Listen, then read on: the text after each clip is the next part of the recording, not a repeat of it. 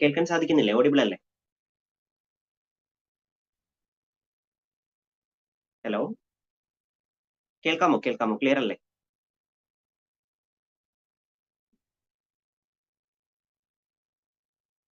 ഉണ്ടാണ്ടോ ആരും മിണ്ടാത്തത്? Okay, thank you. Okay, so fine, good evening. Okay, myself doctor Arun. Okay, ഒരു ഡോക്ടറൊക്കെയാണ്. UPSCയുടെ ഇന്റർവ്യൂ ഒരു 3 തവണ അറ്റൻഡ് ചെയ്തിട്ടുണ്ടായിരുന്നു. അതുപോലെ തന്നെ കഴിഞ്ഞ KASന്റെ പ്രിലിമിനറി പാസ്സായി മെയിൻസ് എക്സാമിനേഷനും അറ്റൻഡ് ചെയ്തിട്ടുണ്ടായിരുന്നു. അതിനുശേഷം ഇന്റലിജൻസ് ബ്യൂറോയിൽ ഏകദേശം ഒരു 3 വർഷത്തോളം വർക്ക് ചെയ്തിരുന്നു. അസിസ്റ്റന്റ് സെൻട്രൽ ഇന്റലിജൻസ് ഓഫീസറായിട്ട് വർക്ക് ചെയ്തിരുന്നു. അതിനുശേഷം അവിടെ നിന്ന് തിരിച്ചു വരികയും ഇപ്പോ നമുക്ക് കേരളത്തിന്റെ അകത്തും പുറത്തുമുള്ള കുറച്ച് അക്കാഡമികളിൽ നമ്മൾ ഈ പറയുന്ന രീതിയിൽ സിവിൽ സർവീസിനും KASനും ക്ലാസ് എടുത്ത് നിൽക്കുന്നു. ഇതാണ് ഒരു ബയോ എന്നുള്ള രീതിയിൽ പറയാൻ. നമ്മൾ ഇന്നിവിടെ കൂടിയിരിക്കുന്നത് നമ്മളുടെ കേരളത്തിന്റെ സിവിൽ സർവീസ് അഥവാ കേരള അഡ്മിനിസ്ട്രേറ്റീവ് സർവീസിന്റെ സെക്കൻഡ് സീസൺ, 2ാമത്തെ സീസൺ നമുക്ക് അനൗൺസ് ചെയ്തിട്ടുണ്ട്. സത്യം പറഞ്ഞാൽ PSCയെ ഈ പ്രാവശ്യം നമ്മൾ കാണുകയാണെങ്കിൽ, ഈ പ്രാവശ്യം നിങ്ങൾ KAS ഒക്കെ കിട്ടി ജയിച്ച് KAS ഓഫീസറായിട്ട് ചെല്ലുമ്പോൾ PSCയിലെ ആൾക്കാരെ കാണുകയാണെങ്കിൽ നിങ്ങൾ ആദ്യം ഒരു പൊന്നാട ഇവരെ ഒന്ന് അണിയിക്കണം, അല്ലെങ്കിൽ അങ്ങനെ അവരെ ഒന്ന് ആദരിക്കണം. കാരണം ആദ്യമായിട്ടാണ് PSC ഇത്ര വ്യക്തമായിട്ട് നമ്മുടെ പ്രിലിമിനറി എന്ന് വരും, നമ്മളുടെ മെയിൻസ് എന്ന് വരും, ടെന്റേറ്റീവ് ആയിട്ടുള്ള ഇന്റർവ്യൂ ഡേറ്റുകൾ എന്നാണ്, അതുപോലെ തന്നെ ഫൈനൽ റിസൾട്ട് എന്ന് വരും എന്നുള്ള രീതിയിൽ വളരെ കൃത്യമായിട്ട് പറഞ്ഞിട്ട് PSC ഒരു പരീക്ഷ നടത്തുന്നു. അതായത് നമുക്കറിയാം ജൂൺ 14-ാം തീയതിയാണ് ഇതിന്റെ എന്ന് നടക്കുന്നത്, ഇതിന്റെ പ്രിലിമിനറി അഥവാ 1ാം ഘട്ട എക്സാമിനേഷൻ നടക്കുന്നത് എന്നുള്ളത് എന്തുണ്ട് നേരത്തെ തന്നെ പറഞ്ഞിട്ടുണ്ട്. നിങ്ങൾ അതിന്റെ നോട്ടിഫിക്കേഷൻ നോക്കുകയാണെങ്കിൽ ഫോർനൂണിനും ആഫ്റ്റർനൂണിലും ഏത് പരീക്ഷ നടക്കും എന്നുള്ള രീതിയിൽ പറഞ്ഞിട്ടുണ്ട്. അതുപോലെ തന്നെ ഒക്ടോബർ 17-18 തീയതികളിലാണ് മെയിൻസിന്റെ എക്സാമിനേഷൻ നടക്കുക എന്നുള്ള രീതിയിൽ പറഞ്ഞിട്ടുണ്ട്. ദെൻ ഡിസംബർ ജനുവരിയോടുകൂടി ഇന്റർവ്യൂ കംപ്ലീറ്റ് ചെയ്ത് അടുത്ത ഫെബ്രുവരിയിൽ നമുക്ക് എന്തുണ്ടാവും, ഈ പറയുന്ന പോലെ ഈ KASന്റെ റിസൾട്ട് ഉണ്ടാവും എന്നുള്ള രീതിയിൽ PSC പറഞ്ഞിട്ടുണ്ട്. സത്യം പറഞ്ഞാൽ PSC is actually evolving by this examination. ഈ ഒരു എക്സാമിനേഷൻ കൊണ്ട് PSC ശരിക്കും ഇവോൾവ് ചെയ്യുകയാണ്. ഇതുവരെ നമുക്ക് PSCയിൽ ഒരു എക്സാമിനേഷൻ നടന്നാൽ റിസൾട്ട് എന്ന് വരുമെന്ന് നമുക്ക് ഉറപ്പില്ല. അതുപോലെ തന്നെ അതിന്റെ റാങ്ക് ലിസ്റ്റിന്റെ കാര്യത്തിൽ ഉറപ്പില്ല. അങ്ങനെയുള്ള എല്ലാ ഉറപ്പില്ലായ്മകളും മാറ്റിവെച്ച് ഇത്ര വ്യക്തമായിട്ടാണ് PSC എന്ത് ചെയ്തിരിക്കുന്നത്, Kerala administrative service examination actually ഈ പ്രാവശ്യം ലോഞ്ച് ചെയ്തിരിക്കുന്നത്. നമുക്കറിയാം നമ്മളിൽ പലരും ഇപ്പൊ ഒരിത്തിരി വിഷമത്തോടെയെങ്കിലും ഈ പരീക്ഷ കാണുന്നുണ്ടെങ്കിൽ അതൊരു ചെറിയ കാര്യം കൊണ്ട് മാത്രമാണ്.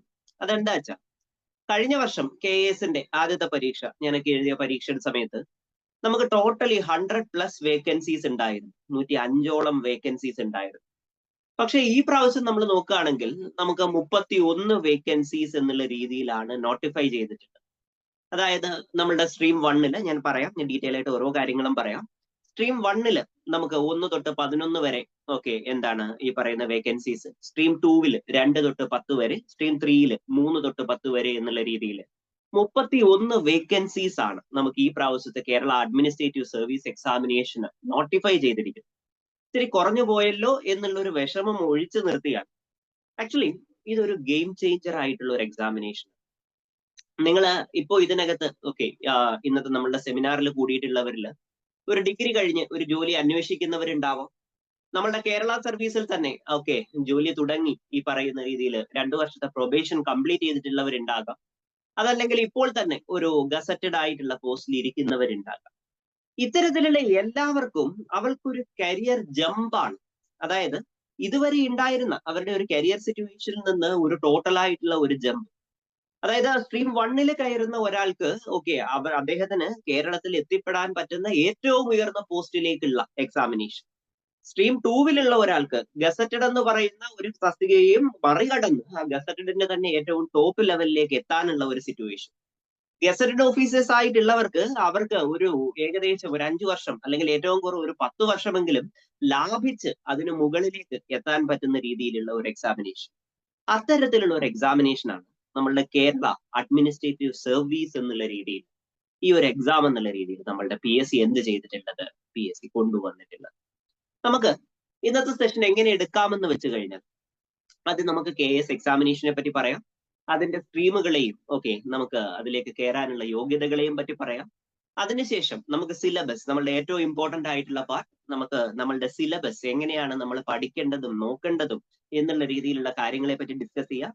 അതിനുശേഷം നമ്മളുടെ ഒരു കോച്ചിങ്ങിനെ പറ്റിയും ഈ ഒരു കോച്ചിങ് കൊണ്ട് നിങ്ങൾക്ക് എങ്ങനെ ഈ പ്രാവശ്യം നമുക്ക് KAS എന്നുള്ള 3 അക്ഷരത്തിലേക്ക്, കാരണം IAS IPS പോലെ തന്നെ നിങ്ങളുടെ പേരിന്റെ പുറകിലും നിങ്ങൾക്ക് എന്ത് ചെയ്യാൻ പറ്റും, KAS എന്ന് ചേർക്കാനായിട്ട് പറ്റും. അതായത് അമൃത IAS KAS എന്നുള്ള രീതിയിൽ, അല്ലെങ്കിൽ പ്രിൻസ് എബ്രഹാം KAS എന്നുള്ള രീതിയിൽ, അല്ലെങ്കിൽ ആ ഒരു രീതിയിൽ നമുക്ക് KAS എന്ന് പറയുന്ന 3 അക്ഷരം നമുക്ക് എന്ത് ചെയ്യാം, ചേർക്കാൻ പറ്റുമെന്നുള്ള രീതിയിലുള്ള ഒരു എക്സാമിനേഷൻ ആണ് നമ്മളുടെ ഈ KAS എക്സാമിനേഷൻ.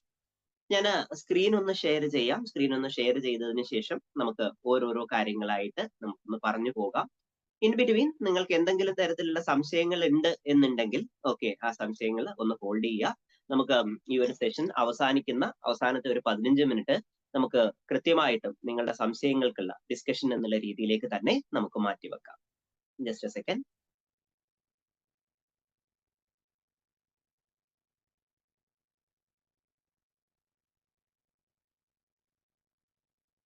സോറി.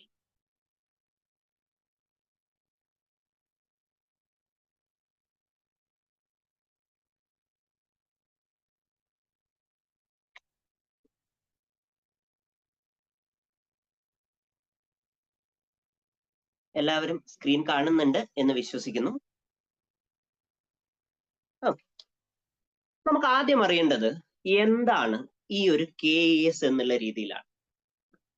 നമുക്ക് കേരളത്തിന് പുറത്ത് ഇപ്പൊ UP-യിലായിക്കോട്ടെ, UP PCS അല്ലെങ്കിൽ Bihar PCS, Karnataka PCS, Tamil Nadu group 1 examination എന്നുള്ള രീതിയിൽ വളരെ കാലങ്ങളായി ഡെപ്യൂട്ടി കളക്ടർ അല്ലെങ്കിൽ DYSP അല്ലെങ്കിൽ തത്തുല്യമായിട്ടുള്ള പോസ്റ്റുകളിലേക്ക് സ്റ്റേറ്റ് തന്നെ എക്സാമിനേഷൻസ് നടത്തി സ്റ്റേറ്റിൻ്റെതായിട്ടുള്ള ഒരു സിവിൽ സർവീസ് അല്ലെങ്കിൽ ഒരു സ്പെഷ്യലൈസ്ഡ് ആയിട്ടുള്ള അഡ്മിനിസ്ട്രേറ്റീവ് സർവീസ് ാക്കിയിട്ടുണ്ടായിരുന്നു. എന്നാൽ കേരളത്തിൽ മാത്രം 2019 അത്തരത്തിലുള്ള ഒരു നീക്കം ഗവൺമെന്റിന്റെ ഭാഗത്തു നിന്നുണ്ടായത്. അതിന് ഗവൺമെന്റിനെ നമ്മൾ അഭിനന്ദിച്ചേ നമുക്ക് മതിയാകുള്ളൂ. അങ്ങനെ നമ്മുടെ കേരള ഇടതുപക്ഷ ഗവൺമെന്റ് അത്തരത്തിലുള്ള ഒരു കാര്യം 2019 കൊണ്ടുവന്ന് 2020 ആദ്യത്തെ കേരള അഡ്മിനിസ്ട്രേറ്റീവ് സർവീസ് എക്സാമിനേഷൻ നടത്തുകയുണ്ടായി. എന്താണ് KAS? നമ്മളുടെ സിവിൽ സർവീസ് അഥവാ ഇന്ത്യൻ അഡ്മിനിസ്ട്രേറ്റീവ് സർവീസ് എക്സാമിനേഷൻ എങ്ങനെയാണോ അതേ എക്സാമിനേഷന്റെ മോഡലിൽ, അതായത് ക്വാളിഫിക്കേഷൻസ് ഓൾമോസ്റ്റ് സെയിം, അതിന്റെ പാറ്റേൺ വളരെയധികം സെയിം.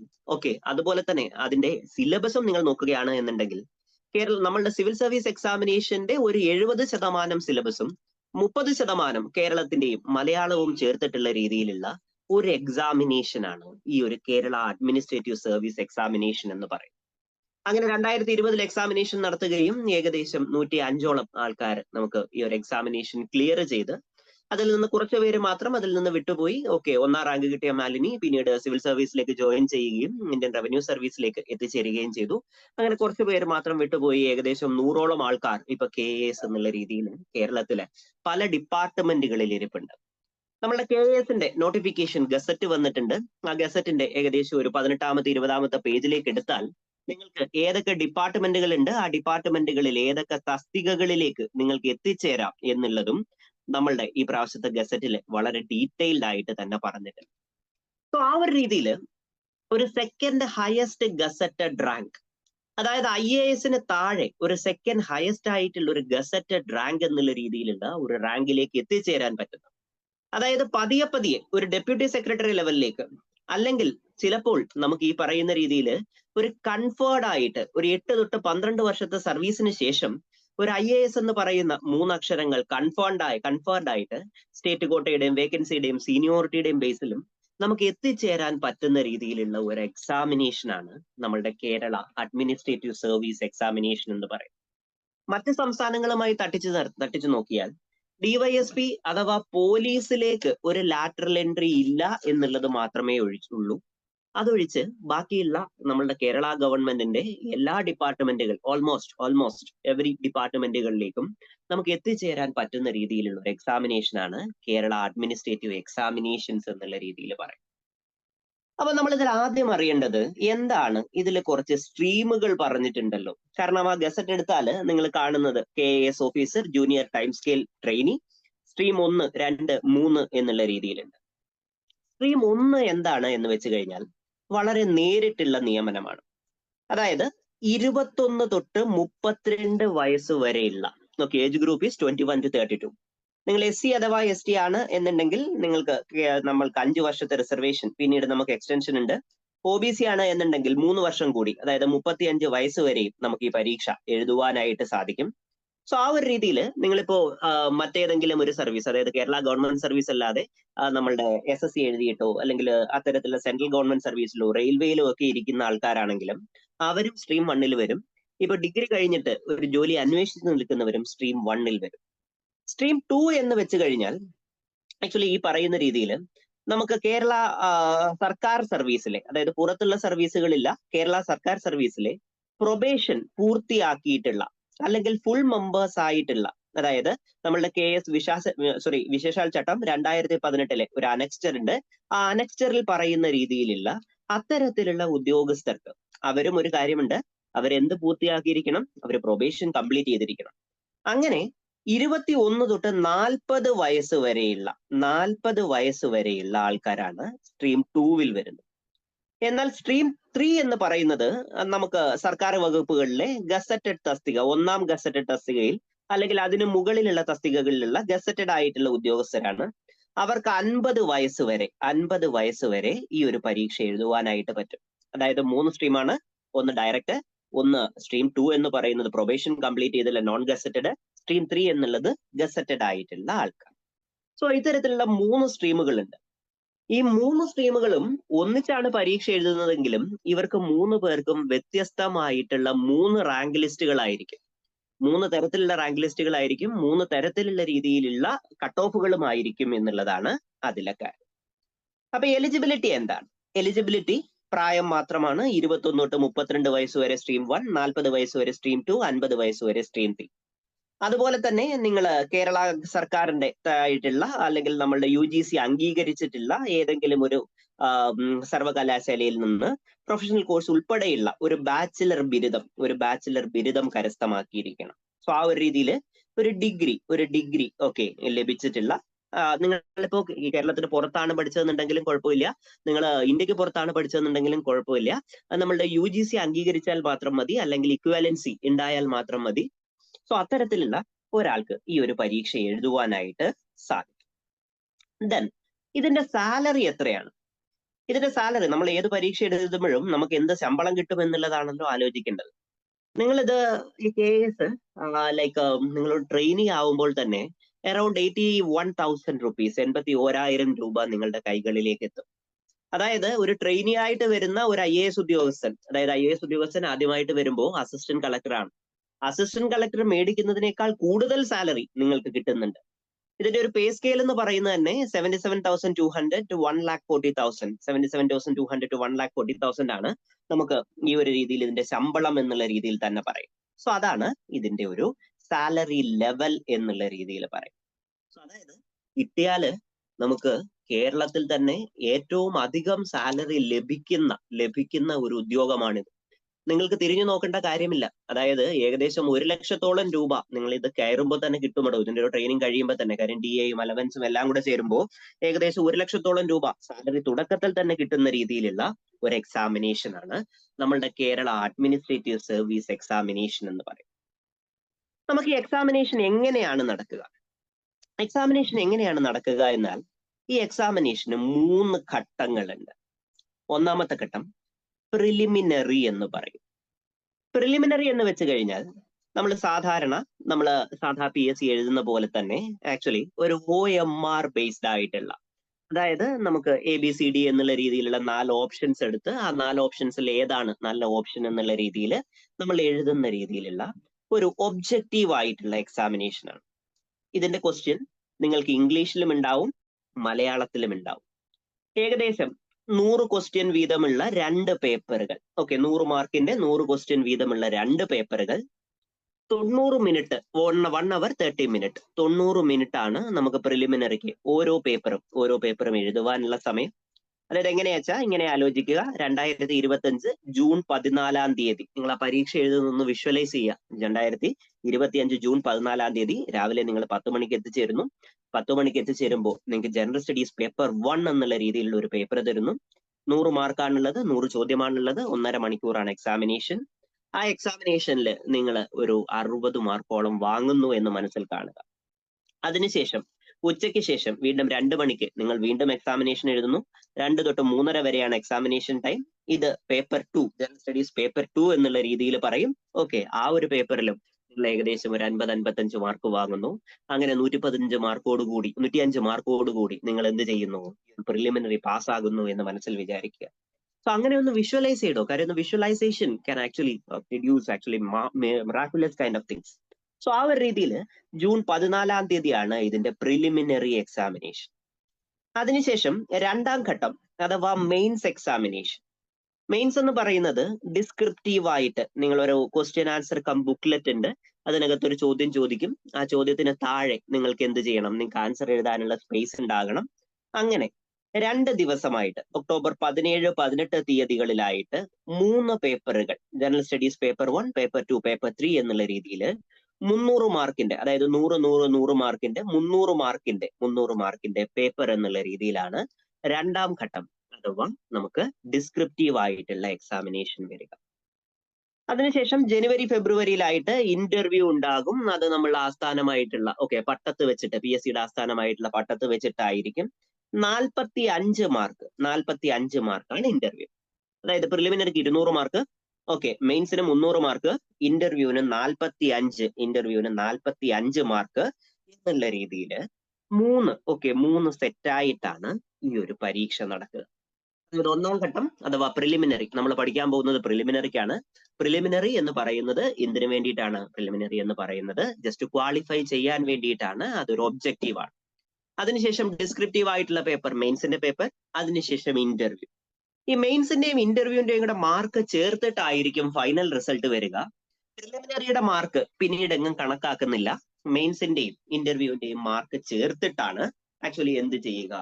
ഈ പറയുന്ന രീതിയിൽ ഈ ഒരു എക്സാമിനേഷന്റെ ഫൈനൽ റിസൾട്ട് വരിക. അപ്പൊ നമ്മൾ എന്താണ് പഠിക്കേണ്ടത് എന്നുള്ളതും PSC നേരത്തെ തന്നെ ഒരു സിലബസ് ആയിട്ട് പറഞ്ഞിട്ടുണ്ട്. വ്യക്തമായിട്ടുള്ള രീതിയിലുള്ള ഒരു സിലബസ് ആയിട്ട് തന്നെ പറഞ്ഞിട്ടുണ്ട്. Just second. സിലബസ് ഒന്ന് ഷെയർ ചെയ്യാം.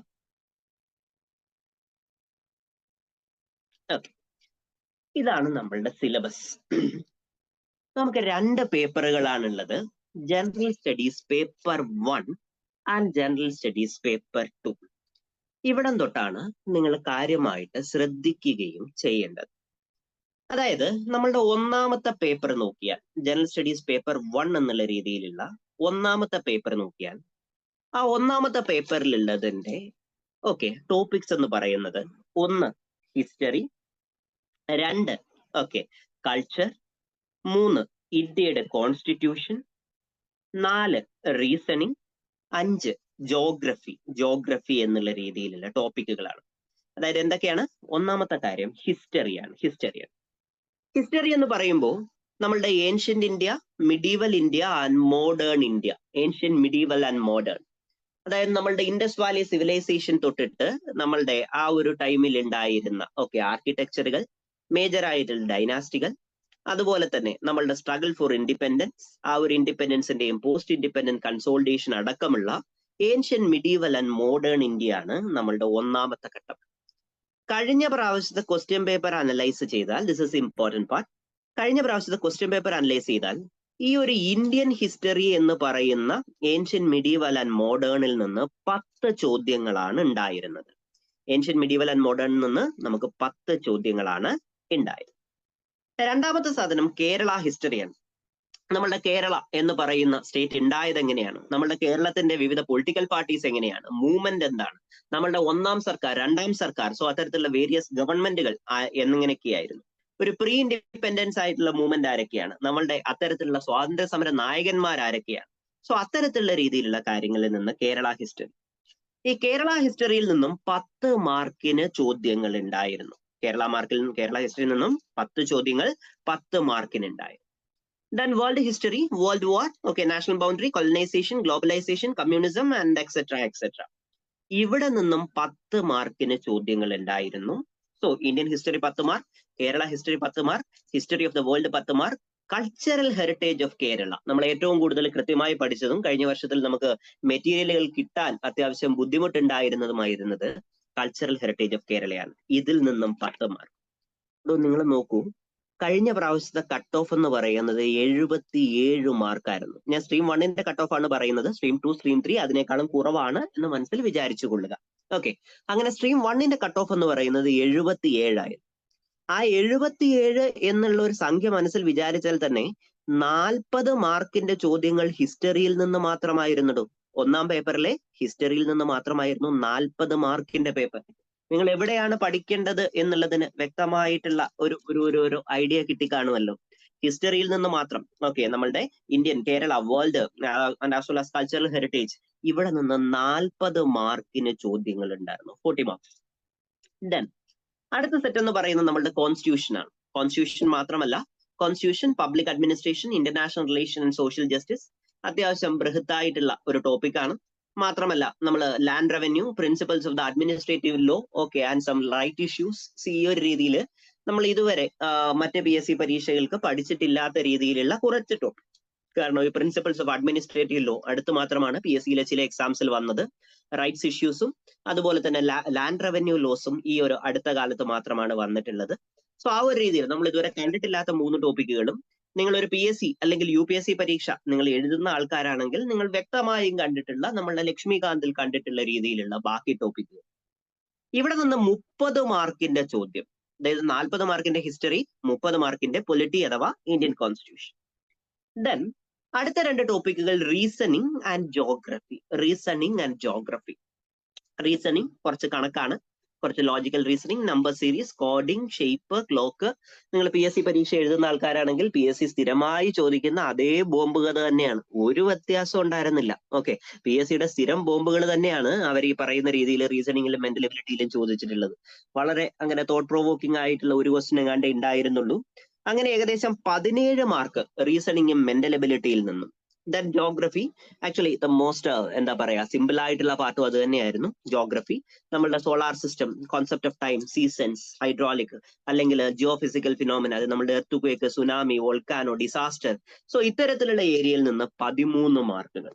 അതായത് ഈ പേപ്പറിൽ 100 മാർക്ക് എങ്ങനെയാണ്? ഹിസ്റ്ററിയിൽ നിന്ന് 40 മാർക്ക്, പൊളിറ്റിയിൽ നിന്ന് 30 മാർക്ക്, റീസണിങ്ങിൽ നിന്ന് 17 മാർക്ക്, ജോഗ്രഫിയിൽ നിന്ന് 13 മാർക്ക്. ഈ മാർക്കുകൾ നിങ്ങളൊന്ന് നോട്ട് ചെയ്യണേ. കാരണം നിങ്ങൾ പഠിക്കുമ്പോൾ നിങ്ങൾ ഓരോ ടോപ്പിക്കിനും എന്തുമാത്രം ഇമ്പോർട്ടൻസ് കൊടുക്കണം എന്നുള്ളതിന് വേണ്ടിയിട്ടാണ്. ഹിസ്റ്ററിയിൽ നിന്ന് 40, ഓക്കെ, പൊളിറ്റിയിൽ നിന്ന് 30, റീസണിങ്ങിൽ നിന്ന് 17, ജോഗ്രഫിയിൽ നിന്ന് 13. ഇങ്ങനെയായിരുന്നു നമ്മളുടെ ഒന്നാമത്തെ പേപ്പർ അഥവാ പേപ്പർ 1 ഉണ്ടായത്. ഇനി രണ്ടാമത്തെ പേപ്പർ എന്ന് പറയുമ്പോൾ അതിന്റെ ഒരു ഏറ്റവും ഇമ്പോർട്ടന്റ് ആയിട്ടുള്ള ടോപ്പിക് എന്ന് പറയുന്നത് തന്നെ എക്കണോമി ആൻഡ് പ്ലാനിങ് ആണ്. ഒരുപാട് കാര്യങ്ങളുണ്ട് ഇന്ത്യയുടെ എക്കണോമി. ഓക്കെ, നമ്മളുടെ ആ ഒരു റിഫോം പീരീഡുകളെ പറ്റി, നമ്മളുടെ 5 ഇയർ പ്ലാനുകളെ പറ്റി, നീതി ആയോഗ് അല്ലെങ്കിൽ പ്ലാനിംഗ് കമ്മീഷനുകളെ പറ്റി, അഗ്രികൾച്ചറിനെ പറ്റി, ഇൻഡസ്ട്രിയെ പറ്റി, അർബൻ മൈഗ്രേഷനെ പറ്റി, ഇന്ത്യൻ പബ്ലിക് ഫിനാൻസിനെ പറ്റി. സോ അത്തരത്തില് കേരളത്തിൻ്റെതടക്കമുള്ള ഒരു എക്കണോമിക് ഡെവലപ്മെന്റും കേരള മോഡൽ ഓഫ് ഡെവലപ്മെന്റ് വരെയുള്ള 9 ടോപ്പിക്കുകളിലായി പടർന്നു കിടക്കുന്ന എക്കണോമി ആൻഡ് പ്ലാനിങ്. ഏകദേശം 24 ചോദ്യങ്ങളാണ് എക്കണോമി ആൻഡ് പ്ലാനിങ്ങിൽ നിന്ന് വന്നത്. Economy and planning 24 mark. അടുത്ത ടോപ്പിക് സയൻസ് ആൻഡ് ടെക്നോളജിയാണ്. ആക്ച്വലി ഞങ്ങൾ എല്ലാവരും കാണിച്ച അബദ്ധം അതായിരുന്നു, കൂടുതൽ ടൈം ഞങ്ങൾ എക്കണോമിക് ആയിട്ട് ഇട്ടു. ഈ സയൻസ് ആൻഡ് ടെക്നോളജി നമ്മളെ കൊണ്ട് പറ്റുന്നതല്ലേ, നമ്മൾ അവിടെ എവിടെയൊക്കെ വായിച്ചതല്ലേ എന്നുള്ള രീതിയിൽ ഞങ്ങൾ എഴുതിയ സമയത്ത് ഞാൻ പാസ്സായി പ്രിലിമിനറി, എന്നിരുന്നാൽ പോലും ആക്ച്വലി നമ്മൾ ഒരു ഇമ്പോർട്ടൻസ് കുറച്ചു കൊടുത്തു സയൻസ് ആൻഡ് ടെക്നോളജിക്ക്. തെറ്റായിരുന്നു. കാരണം ഈ സയൻസ് ആൻഡ് ടെക്നോളജി അതുപോലെ തന്നെ എൻവയോൺമെന്റ് എന്ന് പറയുന്ന ടോപ്പിക്കിൽ നിന്നായിരുന്നു 26 ചോദ്യങ്ങൾ. അതായത് എക്കണോമിയേക്കാളും കൂടുതൽ ചോദ്യങ്ങൾ വന്നത് സയൻസ് ആൻഡ് ടെക്നോളജി, അതായത് ഈ കാണുന്ന നമ്മളുടെ ബേസിക് സയൻസ്, അതുപോലെ തന്നെ information communication technology, space, defence, energy technology and then environment and biodiversity. ഇത്രയും ഏരിയയിൽ നിന്ന് 26 ചോദ്യങ്ങൾ ഉണ്ടായിരുന്നു. എക്കണോമിയിൽ നിന്ന് 24, സയൻസ് ആൻഡ് ടെക്നോളജിയിൽ നിന്ന് 26 ചോദ്യങ്ങളാണ് ഉണ്ടായത്. ദെൻ കറണ്ട് ഇവന്റ്സിൽ നിന്ന് ആക്ച്വലി വളരെ കുറച്ച് ചോദ്യങ്ങൾ മാത്രമാണ് ഉണ്ടായിരുന്നത്. അത് ഇവരെങ്ങനെയായിരുന്നു, കറണ്ട് അഫയേഴ്സ് എങ്ങനെയായിരുന്നു എന്ന് വെച്ച് കഴിഞ്ഞാൽ സയൻസ് ആൻഡ് ടെക്നോളജി എക്കണോമിയും കൂടെ ചേർത്തിട്ട്, അതായത് ടോപ്പിക് കണ്ടാൽ കറണ്ട് അഫെയർ ആണോ അതോ സയൻസ് ആണോ ടെക്നോളജി ആണോ എന്ന് പോലും അറിയാത്ത രീതിയിലുള്ള ഒരു ചോദ്യങ്ങളായിരുന്നു. So you can take it as environment, science as well as current affair. ഇവയെല്ലാം കൂടി ഒരു 50 മാർക്ക് എന്ന് മനസ്സിൽ വിചാരിക്കുക. ദെൻ 2 ലാംഗ്വേജുകൾ, അതായത് നമ്മളുടെ മലയാളം ലാംഗ്വേജിൽ നിന്ന് ലാംഗ്വേജ് പ്രൊഫിഷ്യൻസി അറിയാനായി 30 മാർക്കിന് ഉള്ള ചോദ്യം. അതായത് മലയാളത്തിൽ നിന്നും 30 മാർക്ക്, ഇംഗ്ലീഷിൽ നിന്നും അതുപോലെ 20 മാർക്ക്. അതായത് ഈ പേപ്പറിന്റെ 50 മാർക്ക് എന്ന് പറയുന്നത് ലാംഗ്വേജ് തന്നെയാണ്. മലയാളത്തിൽ നിന്ന് മലയാളത്തിന്റെ പദശുദ്ധി, വാക്യശുദ്ധി, പരിഭാഷ, പര്യായം, ഭരണഭാഷയുമായി ബന്ധപ്പെട്ടിട്ടുള്ള കാര്യങ്ങൾ, ഔദ്യോഗിക ഭാഷാ പാഠാവലി, ഇത്തരത്തിലുള്ള കാര്യങ്ങളിൽ നിന്ന് 30 മാർക്കും ഇംഗ്ലീഷിൽ നിന്ന് 20 മാർക്കും. ഇംഗ്ലീഷിൽ നിന്ന് ഇംഗ്ലീഷിന്റെ വേരിയസ് ആയിട്ടുള്ള tenses, phrasal verb, antonyms, erase, so ഇത്തരത്തിലുള്ള കാര്യങ്ങളിൽ നിന്ന് 20 മാർക്ക്. അതായത് മലയാളത്തിൽ നിന്ന് 30, ഇംഗ്ലീഷിൽ നിന്ന് 20, സയൻസ് ആൻഡ് ടെക്നോളജിയും കറണ്ട് അഫയേഴ്സിൽ നിന്ന് 26, ദെൻ എക്കണോമിയിൽ നിന്ന് 24. ഇങ്ങനെയായിരുന്നു മാർക്കുകൾ. അതായത് ചുരുക്കി പറഞ്ഞ നമ്മളുടെ പ്രിലിമിനറിയിലുള്ളത് history, polity, geography, culture, economy, environment, science and technology, പിന്നെ മലയാളം, ഇംഗ്ലീഷ്, ക്വാണ്ടിറ്റേറ്റീവ് ആപ്റ്റിറ്റ്യൂഡ്. ഇത്രയുമാണ് നമുക്ക് ഈ പരീക്ഷയ്ക്ക് പഠിക്കാനായിട്ടുള്ളത്. അപ്പൊ ഈ ടോപ്പിക്ക് കാണുമ്പോൾ തന്നെ നമ്മൾ അധികം പേരും വിചാരിക്കുന്ന ഒരു കാര്യമുണ്ട്, നമ്മളെ കൊണ്ടൊക്കെ ഇത് കൂട്ടിയാല് കൂടുമോ, ഇത് ശരിയായിട്ട് വല്ലതും പോവുമോ, ഇത്രയും വലിയൊരു ടോപ്പിക്ക്, അതും ഇപ്പൊ 90 ദിവസങ്ങൾ, ഏകദേശം 3 മാസത്തെ ടൈമേ ഉള്ളൂ. 3 മാസത്തിനുള്ളിൽ നമുക്ക് പഠിച്ചു തീർക്കാൻ പറ്റുമോ എന്നുള്ള രീതിയിലുള്ള ഒരു സംശയം ജെനുവിനായിട്ട് തന്നെ നമ്മളുടെ ഉള്ളിൽ വരാം. അതൊരു തെറ്റല്ല. ഓക്കെ, പക്ഷെ നിങ്ങൾ അറിയേണ്ട കാര്യം, ഈ കഴിഞ്ഞ വർഷത്തെ പരീക്ഷ നോക്കിയാൽ അതില് ആക്ച്വലി ഒന്നാമത്തെ ക്വസ്റ്റ്യൻ പേപ്പറിൽ എടുക്കുകയാണെങ്കിൽ, അതായത് GS പേപ്പർ 1 എടുക്കുകയാണെങ്കിൽ 27 ചോദ്യങ്ങൾ മാത്രമായിരുന്നു സ്റ്റേറ്റ്മെന്റ് ടൈപ്പിൽ ഉണ്ടായിരുന്നത്. 64 ചോദ്യങ്ങളും ഡയറക്റ്റ് ആയിട്ടുള്ള സിമ്പിൾ മൾട്ടിപ്പിൾ ചോയ്സ് ക്വസ്റ്റ്യൻസ് ആയിരുന്നു. അതായത് നമ്മളെ കുഴക്കുന്ന രീതിയിലുള്ള സ്റ്റേറ്റ്മെന്റ് ടോപ്പിക്കുകൾ 27ഉം സിമ്പിൾ മൾട്ടിപ്പിൾ ടോപ്പിക്കുകൾ 64ഉമായിരുന്നു. റീസൺ അസേർഷൻ പോലെയുള്ളത് ഏകദേശം 2-3 ക്വസ്റ്റ്യനും, മാച്ച് പെയറിങ്, ഓക്കെ, മാച്ച് ചെയ്ത് പെയർ ചെയ്യേണ്ടത് 6 ക്വസ്റ്റ്യനും. സോ അങ്ങനെ നോക്കിയാൽ സ്റ്റേറ്റ്മെന്റും മാച്ച് പെയറിങ്ങും റീസൺ അസേർഷനും കൂടെ കൂട്ടിയാൽ പോലും നിങ്ങൾക്ക് ഏകദേശം 36 ചോദ്യങ്ങളെ വരുന്നുള്ളൂ. 64 ചോദ്യങ്ങളും ഡയറക്റ്റ് തന്നെയായിരുന്നു. 64 ചോദ്യങ്ങളും വളരെ വളരെ ഡയറക്റ്റ് തന്നെ ആയിരുന്നു എന്നുള്ളതാണ് മനസ്സിലാക്കേണ്ട കാര്യം. സോ അതായത് എന്താണ് എന്ന് വെച്ച് കഴിഞ്ഞാൽ, ഇതങ്ങനെ ബാലികേറാമലയൊന്നും അല്ല. നിങ്ങളൊരു PSC ആസ്പിരന്റ് ആണെങ്കിൽ, അല്ലെങ്കിൽ PSCയുടെ പരീക്ഷകൾ എഴുതിയിട്ടുണ്ടെങ്കിൽ, അതുമല്ല ഒരു UPSC ആസ്പിരന്റ് ആണെങ്കിൽ, UPSCയുടെ പരീക്ഷകൾ എഴുതിയിട്ടുണ്ട് എന്നുണ്ടെങ്കിൽ നമുക്കൊന്ന് ശ്രമിച്ചു നോക്കാവുന്ന ഒരു എക്സാമിനേഷൻ തന്നെയാണ് കേരള അഡ്മിനിസ്ട്രേറ്റീവ് സർവീസ് അഥവാ KAS എക്സാമിനേഷൻ എന്നുള്ള രീതിയിൽ പറയുന്നു.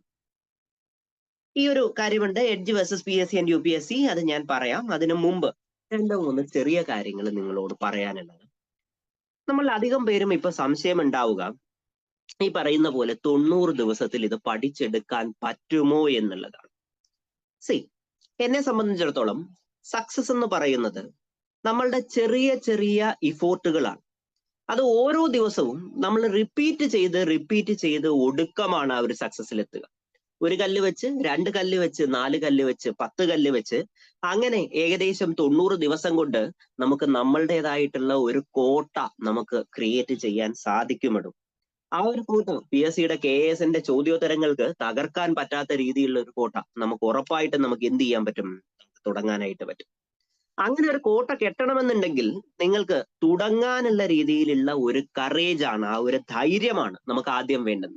നമ്മളുടെ മനസ്സിൽ നിന്ന് അത്തരത്തിലുള്ള ഈ പറയുന്ന രീതിയിൽ ഇത്ര 31 സീറ്റുകളല്ലേ ഉള്ളൂ, ആ ഒരു സീറ്റ് എനിക്ക് കിട്ടുമോ എന്നുള്ള രീതിയിലുള്ള ഒരു കാര്യം മാറ്റി നിർത്തും. എനിക്ക് ഒറ്റ സീറ്റ് മതി, ബാക്കിയുള്ള 30 സീറ്റും ആരോ എടുത്തോട്ടെ, എനിക്ക് ഒറ്റ സീറ്റ് മതി എന്ന് നിങ്ങൾ മനസ്സിൽ വിചാരിച്ചാൽ മതി. ആ ഒരൊറ്റ സീറ്റിന് വേണ്ടി, എനിക്കുള്ള ഒറ്റ സീറ്റിന് വേണ്ടി മാത്രമേ ഞാൻ എന്ത് ചെയ്യുന്നുള്ളൂ, ഞാൻ വർക്ക് ചെയ്യുന്നുള്ളൂ. അല്ലാതെ ബാക്കിയുള്ള 30 സീറ്റുകൾ ആര് വേണമെങ്കിലും എടുത്തോട്ടെ, എനിക്കുള്ള ആ ഒരു സീറ്റ് എനിക്ക് കിട്ടുമെന്നുള്ള രീതിയിലുള്ള ഒരു കറേജിൽ വേണം നമ്മൾ മുന്നോട്ടേക്ക് പോകുക. പക്ഷേ വെറുതെ അത്തരത്തിലുള്ള ഒരു കറേജ്, അല്ലെങ്കിൽ അത്തരത്തിലുള്ള നമ്മൾ എന്താ പറയാ, ഒരു ചെറിയ ഒരു ധൈര്യം കൊണ്ട് മാത്രം ഈ ഒരു പരീക്ഷ നമുക്ക് എന്ത് ചെയ്യാൻ പറ്റില്ല, എഴുതിയെടുക്കാൻ പറ്റും. അങ്ങനെ എഴുതിയെടുക്കണമെന്നുണ്ടെങ്കിൽ നമുക്ക് വ്യക്തമായിട്ടുള്ള പ്ലാനിങ് നമുക്ക് വേണം. പ്ലാനിങ് എങ്ങനെയാണെന്ന് വെച്ച് കഴിഞ്ഞാൽ, ഇപ്പോ ഞാൻ തന്നെ പല അക്കാഡമിയിൽ ഇപ്പൊ KS ക്ലാസ്സുകൾ അത്തരത്തിലുള്ള കാര്യങ്ങൾ എടുക്കുന്നുണ്ട്. ഓക്കെ, സോ അങ്ങനെ വന്നപ്പോൾ ഞാൻ അടുത്തിടയ്ക്ക് ഞാൻ 1-2 KS ഓറിയന്റേഷൻസിൽ എന്നെയും കൂടി സൈഡിൽ പിടിച്ചിരുത്തിയിരുന്നു. ആ ടോപ്പിക്ക്, ഞാൻ എടുക്കുന്ന ടോപ്പിക്ക് ഈ പറയുന്ന രീതിയിൽ ഒന്ന് ലൈക്ക് അവരുമായിട്ട് ഡിസ്കസ് ചെയ്യാൻ. ഞാൻ എടുക്കുന്ന ഇന്ത്യൻ പൊളിറ്റി ആൻഡ് കോൺസ്റ്റിറ്റ്യൂഷൻ ആണ്. സോ ആ ഒരു ടോപ്പിക്കിന് ഓക്കെ ഞാനും അതിലൊരു മെന്ററാണ് എന്നുള്ള രീതിയിൽ കാണിക്കാൻ വേണ്ടിയിട്ട് ഞാൻ അതിലിരുന്നു. അതിനകത്ത് ഈ ഓറിയന്റേഷൻ എടുത്ത ഒരാൾ, എനിക്ക് ഒരിക്കലും അക്കാഡമി ഏതാണ് ആളാകണമെന്ന് പറയാൻ പറ്റില്ല, professional ethics, totally professional ethics. പക്ഷെ അദ്ദേഹം പറഞ്ഞത് കഴിഞ്ഞ വർഷത്തെ KS previous year question paper നിങ്ങൾ ചെയ്ത് തുടങ്ങണം എന്നുള്ള രീതിയിലാണ്.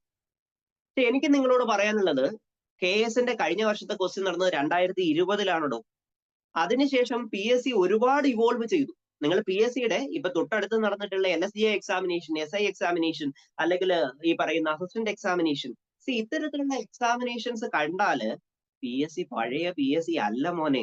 PSC ഒരുപാട് എന്ത് ചെയ്തിട്ടുണ്ട്, മ്യൂട്ടേറ്റ് ചെയ്തിട്ടുണ്ട്. അതായത് ഈ കോവിഡ് കഴിഞ്ഞപ്പോ ഏറ്റവും കൂടുതൽ മ്യൂട്ടേഷൻ സംഭവിച്ചിട്ടുള്ളത് നമ്മളുടെ PSCക്കും PSCയുടെ ചോദ്യത്തിനുമാണ് എന്ന് തന്നെ നമുക്ക് മനസ്സിലാക്കാൻ പറ്റും. അതായത് അടുത്ത് നടക്കുന്ന എക്സാമിനേഷൻസിലെല്ലാം PSCയുടേതായിട്ടുള്ള രീതിയിലുള്ള എന്ത് മാറ്റിയിട്ടുണ്ട്, അവരുടെ ചോദ്യത്തിന്റെ ശൈലി തന്നെ മാറ്റിയിട്ടുണ്ട്. അതായത് ഞാൻ KS എഴുതുന്ന സമയത്ത് അതിന് തൊട്ടു മുമ്പ് നടന്ന PSC എക്സാമിനേഷൻസിൽ PSCയുടെ ശൈലി ഇങ്ങനെയായിരുന്നു. ബാഹുബലിയുടെ ഭാര്യയുടെ പേരെന്താണ്? കരസേന, നാവികസേന, വ്യോമസേന, ദേവസേന. ഇതിൽ ഏത് സേനയാണ് എന്ന് പറഞ്ഞു കഴിഞ്ഞാൽ PSC മാർക്ക് തരുമായിരുന്നു. അതൊക്കെ മാറി, ആ ഒരു ഏരിയ ഒക്കെ മാറി. ഇപ്പോഴെന്ത് ചെയ്തു? ശരിക്കും കട്ടപ്പ എന്തിനായിരിക്കും ബാഹുബലിയെ കുത്തിയത്? അതിന് ഒന്നാമത്തെ സ്റ്റേറ്റ്മെന്റ്, രണ്ടാമത്തെ സ്റ്റേറ്റ്മെന്റ്, മൂന്നാമത്തെ സ്റ്റേറ്റ്മെന്റ്, സ്റ്റേറ്റ്മെന്റ് 1ഉം 2ഉം ശരിയാണ്, 3ഉം 4ഉം ശരിയാണ്, ചിലപ്പോ ഏതെങ്കിലുമൊക്കെ ശരിയായിരിക്കാം. ആ ഒരു രീതിയിൽ നമ്മൾ കുറച്ചും കൂടി ഒന്ന് സിസ്റ്റമാറ്റിക് ആയിട്ട് ഒന്ന് ഇറങ്ങി നമ്മൾ പഠിക്കേണ്ട രീതിയിലേക്ക് PSC മാറിയിട്ടുണ്ട്.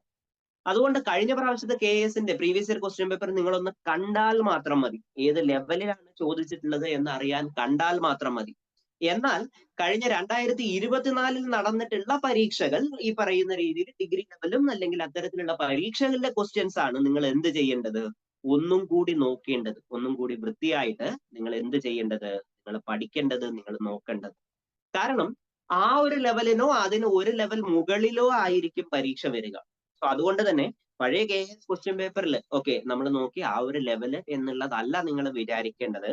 ഇപ്പോഴത്തെ PSC എവിടെ നിൽക്കുന്നു എന്നുള്ള കാര്യമാണ് നോക്കേണ്ടത്.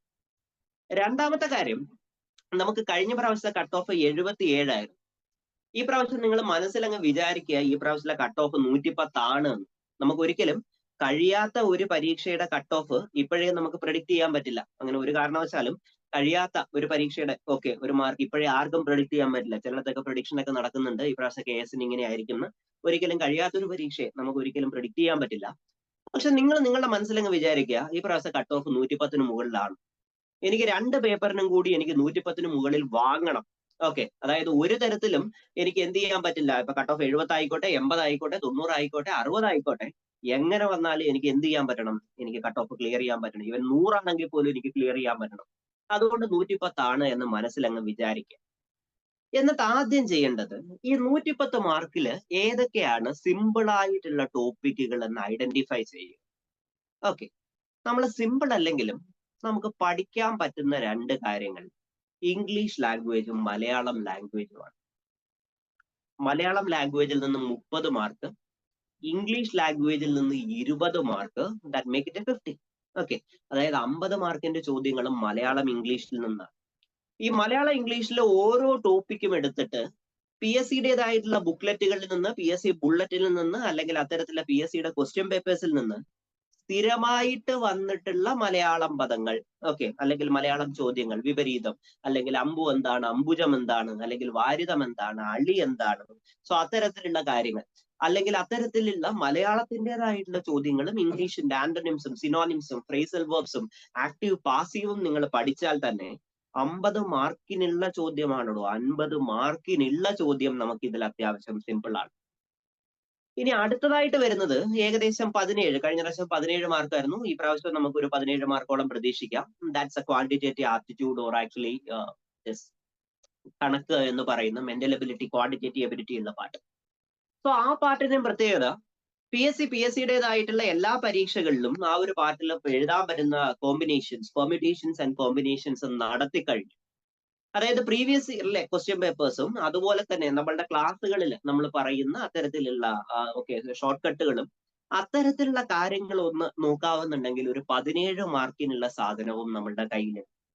അതായത് ഒരു 67 മാർക്കിനുള്ള ടോപ്പിക്കിന് നമ്മൾ ഒരുപാട് കഷ്ടപ്പെടണ്ട എന്നല്ല, ഒരുപാട് കഷ്ടപ്പെടേണ്ട കാര്യമില്ല എന്നുള്ളതാണ് യാഥാർത്ഥ്യം.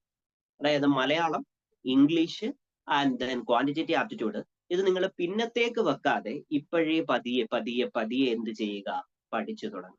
കാരണം റിലേറ്റീവ്ലി എളുപ്പമാണ്. റിലേറ്റീവ്ലി വേർഡ് ഞാൻ റിലേറ്റീവ്ലി എന്നാണ് യൂസ് ചെയ്തത്, കാരണം എല്ലാവർക്കും എല്ലാം എളുപ്പമാകില്ല എങ്കിൽ പോലും ആക്ച്വലി റിലേറ്റീവ്ലി എളുപ്പമാണ്. ഇത് കഴിഞ്ഞാൽ നിങ്ങൾ നോക്കേണ്ടത്, നമ്മൾ ഈ എക്കണോമി മുഴുവൻ പഠിച്ച്, എക്കണോമിയുടെ എല്ലാ കാര്യങ്ങളും പഠിച്ച്, കേരള മോഡൽ ഓഫ് ഡെവലപ്മെന്റും പഠിച്ച് പ്രാന്തായി പോകുന്ന സമയത്ത് നമുക്ക് സയൻസ് ആൻഡ് ടെക്നോളജിയോ ബയോടെക്നോളജിയോ എൻവയോൺമെന്റോ നമുക്ക് ഒരാൾ ക്ലാസ് എടുത്ത് തന്നാൽ, അല്ലെങ്കിൽ നമ്മൾ അത്തരത്തിലുള്ള കാര്യങ്ങൾ വായിച്ചാൽ പോലും മനസ്സിലാകുന്ന ഏരിയ ആണ് science and technology, environment and biotechnology, actually ecosystem.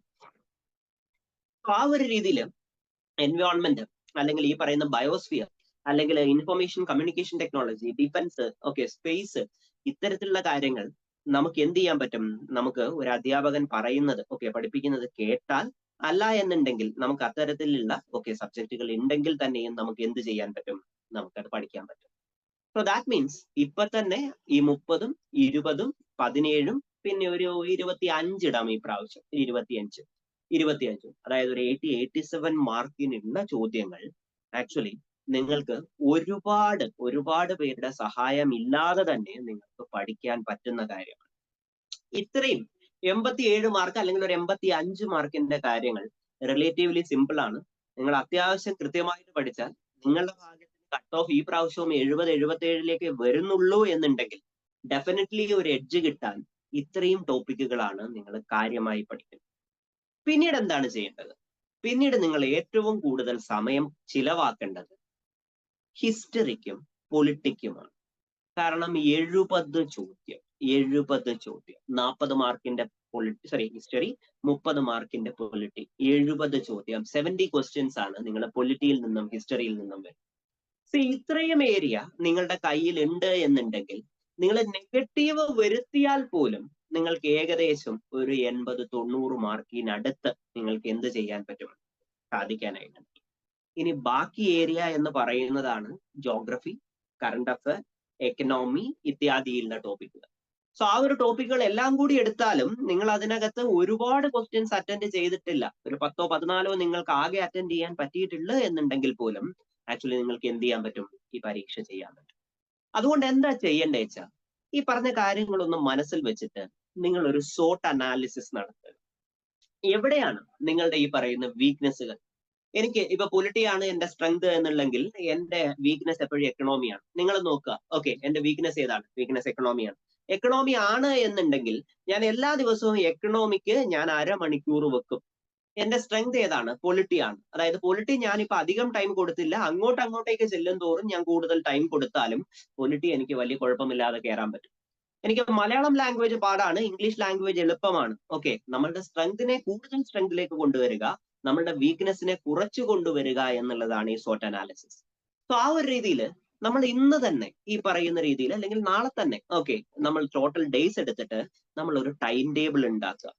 ആ ടൈം ടേബിളിൽ ഞാൻ പറഞ്ഞ പോലെ തന്നെ ഇംഗ്ലീഷിന്, മലയാളത്തിന്, പൊളിറ്റിക്ക്, ഹിസ്റ്ററിക്ക്, ക്വാണ്ടിറ്റേറ്റീവ് ആപ്റ്റിറ്റ്യൂഡിന് എന്ത് ചെയ്യുക?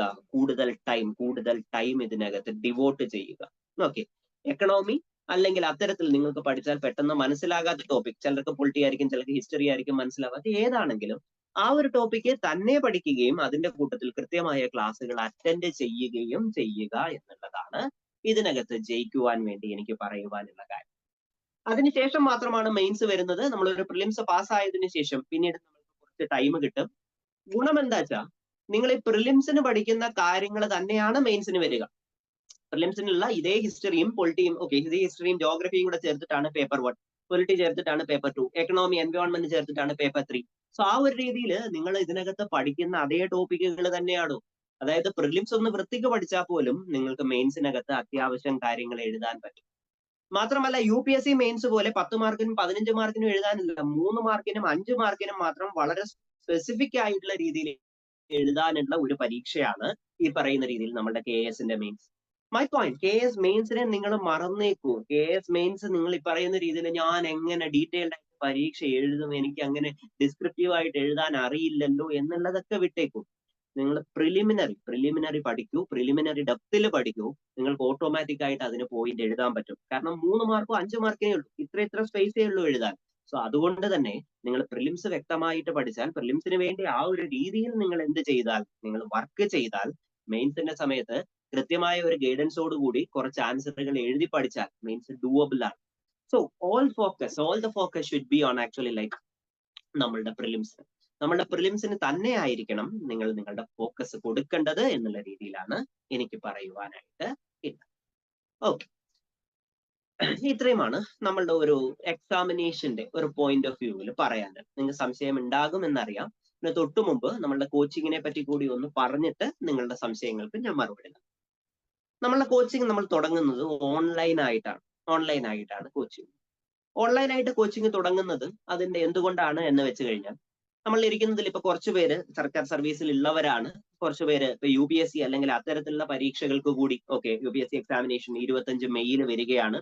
സോ ആ ഒരു രീതിയിൽ അതിനും കൂടി കുറച്ച് ടൈം സ്പെൻഡ് ചെയ്യുന്നവരാണ്. സോ അതുകൊണ്ട് തന്നെ UPSC പഠിച്ചുകൊണ്ടിരിക്കുന്നവർക്ക് UPSCയിൽ നിന്ന് മാർക്ക് ഈ KSലേക്ക് എഴുതണോ, ഞാൻ UPSC പഠിച്ച ടോപ്പിക് തന്നെ അല്ലേ എന്നുള്ള രീതിയിൽ സംശയങ്ങളുള്ള ആൾക്കാരുണ്ടാവാം. അവർ UPSCക്ക് വേണ്ടി കൃത്യമായി പഠിച്ചുകൊണ്ട് ഒരു ടൈം ടേബിൾ ഇട്ട് പഠിച്ചുകൊണ്ടിരിക്കുന്നതാണ്. സോ അതുകൊണ്ട് ഈ രണ്ട് കൂട്ടർക്കും, ജോലിയുള്ളവർക്കും ഇപ്പൊ ഈ പറയുന്ന UPSCക്കാർക്കും കൂടി, അതുപോലെ PSC നേരത്തെ എഴുതിയിട്ടുള്ളവർക്കും കൂടി ഈ ഒരു പരീക്ഷയ്ക്ക് തയ്യാറെടുക്കാൻ പറ്റുന്ന രീതിയിൽ രാത്രിയിൽ ഒരു 7:30 to 9 അങ്ങനെ ഏകദേശം 1.5 മണിക്കൂർ വീതം മൺഡേ ടു ഫ്രൈഡേ ആണ് നമ്മുടെ ക്ലാസ്സുകൾ വരുന്നത്. സ്പെഷ്യൽ ടോപ്പിക്കുകൾ, അതായത് മലയാളം, ക്വാണ്ടിറ്റേറ്റീവ് ആപ്റ്റിറ്റ്യൂഡ്, അല്ലെങ്കിൽ ഈ പറയുന്ന രീതിയിൽ നമ്മുടെ അഡ്മിനിസ്ട്രേറ്റീവ് ലോ, അല്ലെങ്കിൽ കേരള മോഡൽ ഓഫ് ഡെവലപ്മെന്റ്, ഇത്തരത്തിലുള്ള സ്പെഷ്യൽ ടോപ്പിക്കുകളെല്ലാം ഞായറാഴ്ച 2 മണിക്കൂർ 6:30 to 8:30, എല്ലാ ഞായറാഴ്ച ഇല്ലെങ്കിലും സെലക്റ്റീവ് ആയിട്ടുള്ള ഞായറാഴ്ചകളിൽ 6:30 to 9:30 ആയിരിക്കും സ്പെഷ്യൽ ടോപ്പിക്കുകൾ. ബാക്കിയുള്ള ടോപ്പിക്കുകളെല്ലാം മൺഡേ ടു ഫ്രൈഡേ 7:30 to 9 ആണ് നമ്മളുടെ ക്ലാസ്സുകൾ വരിക. ക്ലാസ്സുകളുടെ റെക്കോർഡിംഗ് അവൈലബിൾ ആയിരിക്കും. അതുകൊണ്ട് തന്നെ നിങ്ങളുടെ ക്ലാസ്സുകൾ, നിങ്ങളുടെ റെക്കോർഡിംഗ്സ് ഒരു ദിവസത്തെ ക്ലാസ്സിൽ നിങ്ങൾക്ക് കയറാൻ പറ്റിയില്ലെങ്കിൽ അതിന്റെ റെക്കോർഡിംഗ് നിങ്ങൾക്ക് കാണാനായിട്ട് പറ്റും. നിങ്ങൾ ഒരു 2 മണിക്കൂറോ 3 മണിക്കൂറോ ക്ലാസ്സിന് ഇരുത്തിയാൽ നിങ്ങൾക്ക് ഈ പറയുന്ന രീതിയിൽ അത് കൂടുതൽ ബോറാവുകയും നിങ്ങൾക്ക് ഈ പറയുന്ന രീതിയിൽ നിങ്ങൾ കൂടുതൽ കാര്യങ്ങൾ മനസ്സിലാക്കാൻ പറ്റാനുള്ള ഒരു സിറ്റുവേഷൻ ഇല്ലാതാവുകയും ചെയ്യും. അതുകൊണ്ട് തന്നെ 1.5 തൊട്ട് 2 മണിക്കൂർ വരെ മാക്സിമം ആയിരിക്കും നമ്മളുടെ ക്ലാസ്സുകൾ പോവുക. ക്ലാസ്സുകൾക്ക് നിങ്ങൾക്ക് ഈ പറയുന്ന രീതിയിൽ നമുക്ക് മെറ്റീരിയൽസ് സോഫ്റ്റ് കോപ്പീസ് നിങ്ങൾക്ക് അവൈലബിൾ ആയിരിക്കും. ക്ലാസ്സുകൾ കഴിഞ്ഞ് എല്ലാ ആഴ്ചയും നമുക്ക് അതിൻ്റെതായിട്ടുള്ള എടുത്ത ക്ലാസ്സുകളുടെ സോഫ്റ്റ് കോപ്പീസ് കൂടി നിങ്ങൾക്ക് അവൈലബിൾ കൂടി ആയിരിക്കും. ഹാർഡ് കോപ്പീസ് നമുക്ക് ഈ പറയുന്ന രീതിയിൽ ഈ ഒരു എമൗണ്ടിൽ നമുക്ക് കൊടുക്കാൻ പറ്റില്ല. ഹാർഡ് കോപ്പീസ് വേണമെന്നുള്ളവർ പിന്നീട് തക്ഷശിലയായിട്ട് ബന്ധപ്പെട്ടാൽ നമുക്ക് അതിന്റെ ഹാർഡ് കോപ്പീസ് നമ്മളൊരു ചെറിയൊരു എമൗണ്ട് ചാർജ് ചെയ്തിട്ട് നിങ്ങൾക്ക് വീട്ടിലേക്ക് നമുക്ക് അയച്ചു തരാനായിട്ട് നമുക്ക് സാധിക്കും. ഇങ്ങനെയാണ് നമ്മുടെ ക്ലാസ്സുകൾ വരിക. ക്ലാസ് എടുക്കുന്നതിൽ ഞങ്ങൾ 3 പേര് കഴിഞ്ഞ KS മെയിൻസ് എഴുതിയിട്ടുള്ള ആൾക്കാരാണ്. 2 പേര് UPSCയുടെ മെയിൻസ് എഴുതിയിട്ടുള്ള ആൾക്കാരാണ്. സബ്ജക്ട് എക്സ്പേർട്സ്, മലയാളം ഇംഗ്ലീഷ് അത്തരത്തിലുള്ളവർ, മലയാളം ഇംഗ്ലീഷ് അത്തരത്തിലുള്ളതിൽ പഠിപ്പിച്ച് ഏകദേശം 20-25 വർഷത്തെ പ്രാഗൽഭ്യമുള്ള ആൾക്കാരാണ്. അവര് KS അഥവാ UPSC എഴുതിയിട്ടില്ല, പക്ഷെ ഈ ഒരു പരിശീലന രംഗത്ത് വളരെ കാലം കൊണ്ടുള്ള അത്തരത്തിലുള്ള സബ്ജക്ട് എക്സ്പേർട്ട് ആയിട്ടുള്ള ആൾക്കാരാണ് നമുക്ക് ഇതിന്റെ ക്ലാസ്സുകളും കാര്യങ്ങളും കൈകാര്യം ചെയ്യുക. ഇത്രയുമാണ് നമ്മളുടെ ഒരു കോച്ചിങ്.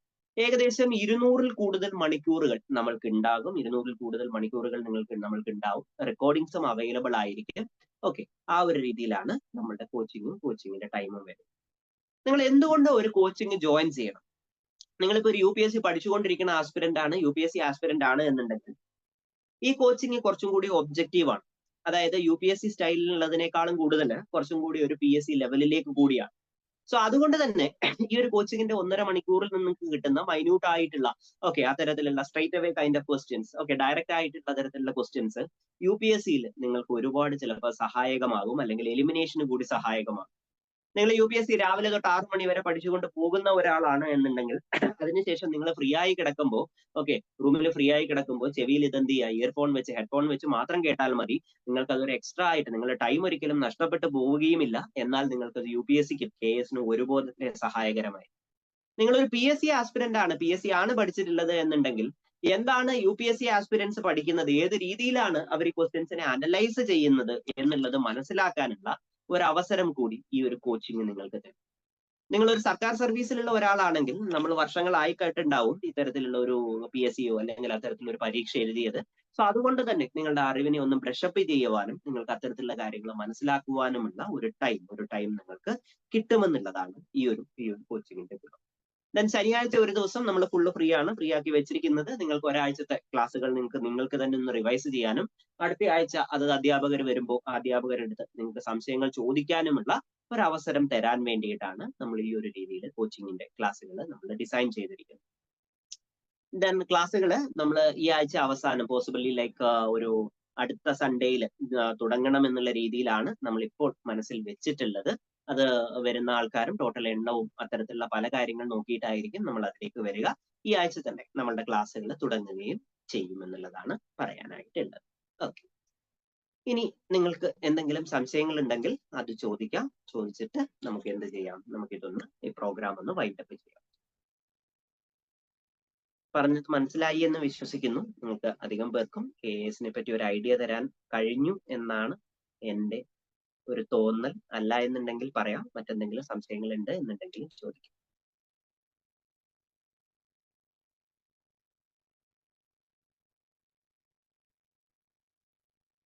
ഓക്കെ, ഒരു സെക്കൻഡ്. നമ്മുടെ കോഴ്സ് ഫീ എന്ന് പറയുന്നത് 18,000 റുപ്പീസ് ആണ്. 18,000 രൂപയാണ് നമ്മളുടെ ടോട്ടൽ കോഴ്സ് ഫീ എന്ന് പറയുന്നത്. ഇതിനകത്ത് നിങ്ങളുടെ ക്ലാസ്സിന്റെ റെക്കോർഡിങ്സ് നിങ്ങൾക്ക് നിങ്ങളുടെ മെയിൻസ് വരെ, പ്രിലിംസ് വരെ അല്ല, മെയിൻസ് വരെ അവൈലബിൾ ആയിരിക്കും. നമ്മൾ ഈ പ്രാവശ്യത്തെ എക്സാമിനേഷന്റെ 4 ദിവസം മുമ്പ് വരെ നമുക്ക് ക്ലാസ്സുകൾ ഉണ്ടാവും. ഓക്കെ, 18,000 റുപ്പീസ് ആണ് നമ്മുടെ കോഴ്സ് ഫീ വരിക.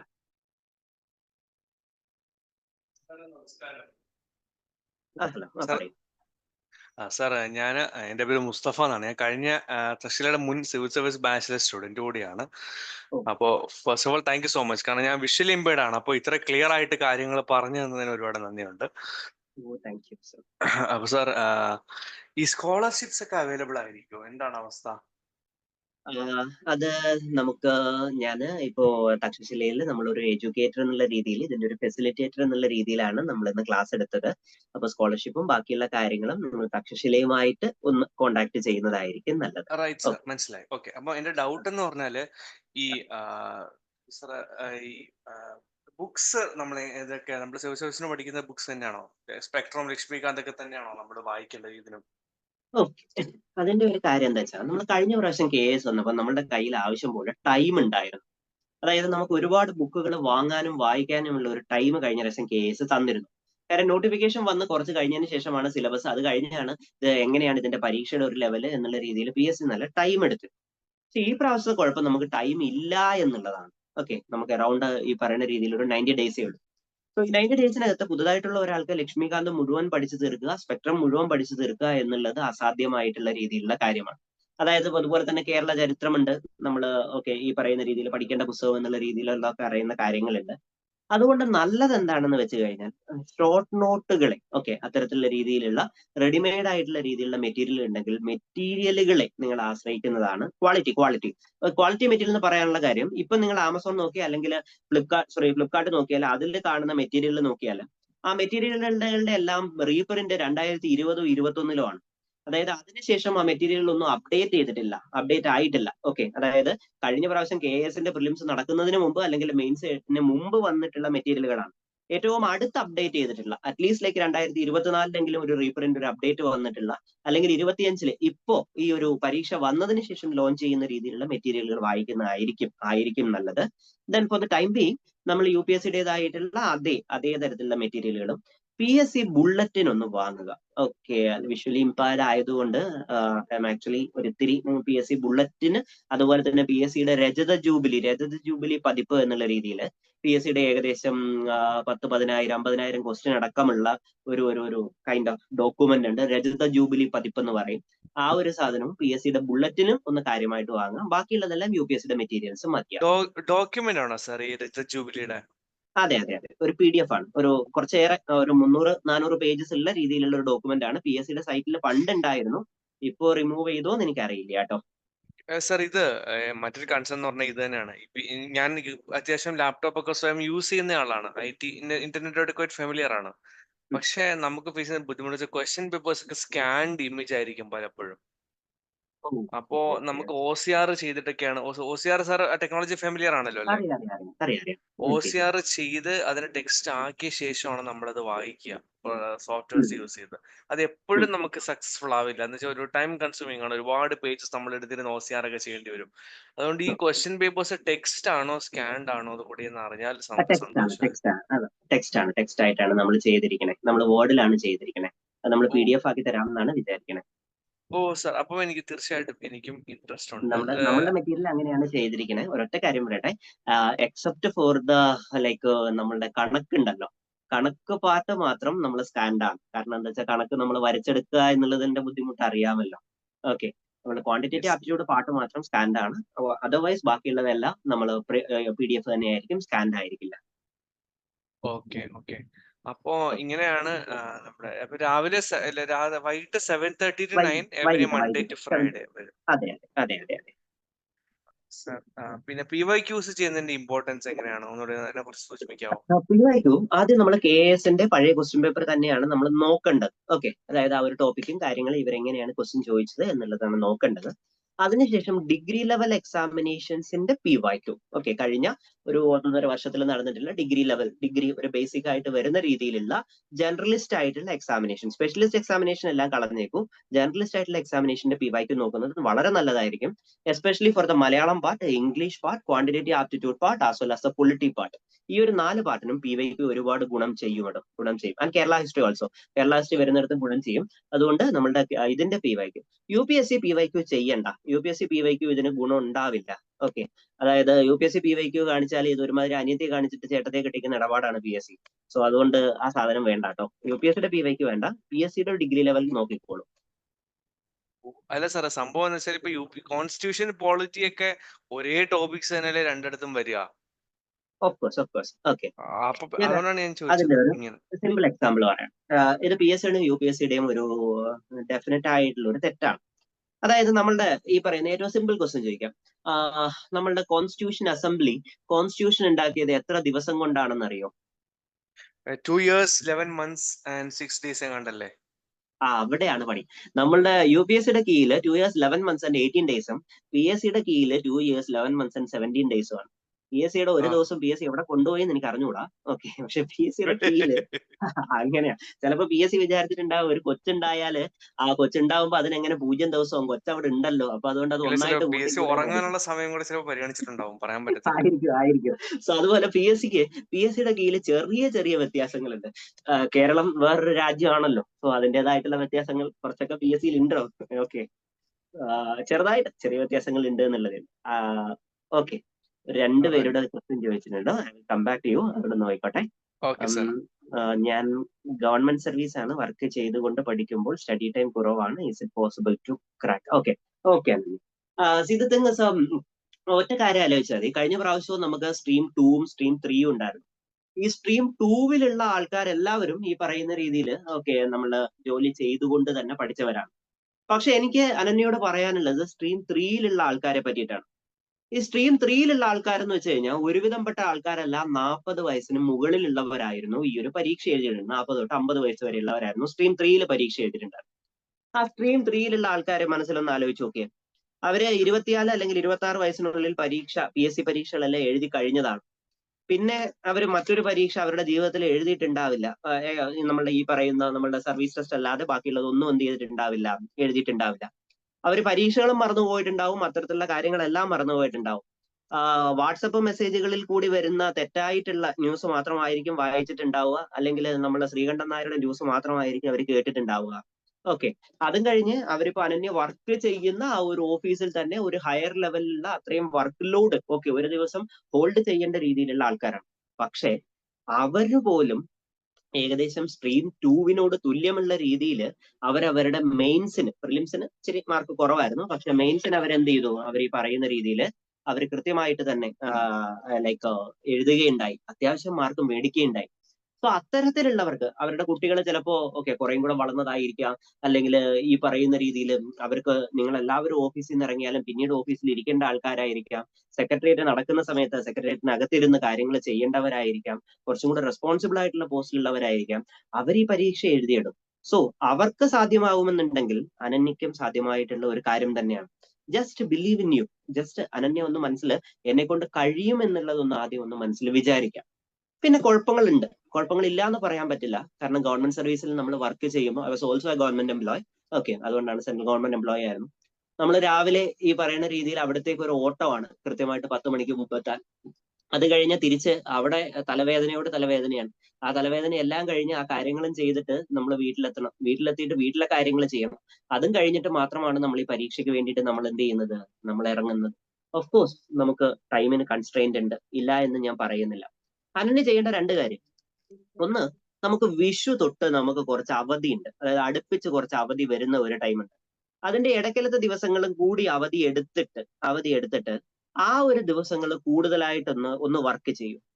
അതുപോലെ തന്നെ പരീക്ഷയ്ക്ക് മുമ്പ് ഒരു 10-12 ദിവസം ഓക്കെ നമ്മൾ ഒരു അവധി എടുക്കും. അവധി എടുക്കുമ്പോൾ അയ്യോ എന്റെ അവധി എല്ലാം പോയില്ലേ, ഇനി ഓണത്തിന് എങ്ങനെ അവധി ഞാൻ എടുക്കും, അത്തരത്തിലുള്ള കാര്യങ്ങൾ ഒന്നും മനസ്സിൽ വിചാരിക്കേണ്ട. കാര്യം ഈ സർവീസിൽ നമുക്ക് കയറാവുന്നുണ്ടെങ്കിൽ പിന്നെ ബാക്കിയുള്ളവർക്ക് അവധി കൊടുക്കുന്നതേ നമ്മളാണ്. ഓക്കെ, സോ അതുകൊണ്ട് നമ്മൾ സർവീസിൽ കയറും, അടുത്ത പ്രാവശ്യം എനിക്ക് അവധിയുടെ ആവശ്യമേ ഇല്ല എന്ന് മനസ്സിലങ്ങ് വിചാരിച്ചാൽ മതി. ഓക്കെ, സോ ആ ഒരു രീതിയിൽ നമ്മൾ ചെറിയ ചെറിയ സാക്രിഫൈസുകൾ നടത്താതെ നമുക്കിത് എത്തില്ലല്ലോ. ദെൻ സാറ്റർഡേ സൺഡേസ് ഈ 2 ദിവസങ്ങൾ കാര്യമായിട്ട് തന്നെ മാറ്റിവെക്കുക. വീട്ടുകാരോട് പറയുക, അടുത്ത പ്രാവശ്യം അനന്യ KAS എന്ന് തന്നെ കാണണോ അതോ ഇതോ സാലറി തന്നെ ഞാൻ വാങ്ങിയാൽ മതിയോ എന്ന് ചോദിക്കുക. ഓക്കെ, ഇപ്പൊ വീട്ടിൽ EMI അടക്കണ്ടേ, അത്തരത്തിലുള്ള കാര്യങ്ങൾ ചെയ്യണ്ടേ. സോ അതിനകത്ത് EMI അടയ്ക്കാതെ നമുക്ക് ഡയറക്റ്റ്ലി പോയിട്ട് നമുക്ക് ഒരു AC എടുക്കാൻ പറ്റുന്ന സിറ്റുവേഷനിലുള്ള സാലറി വേണോ എന്ന് ചോദിക്കാം.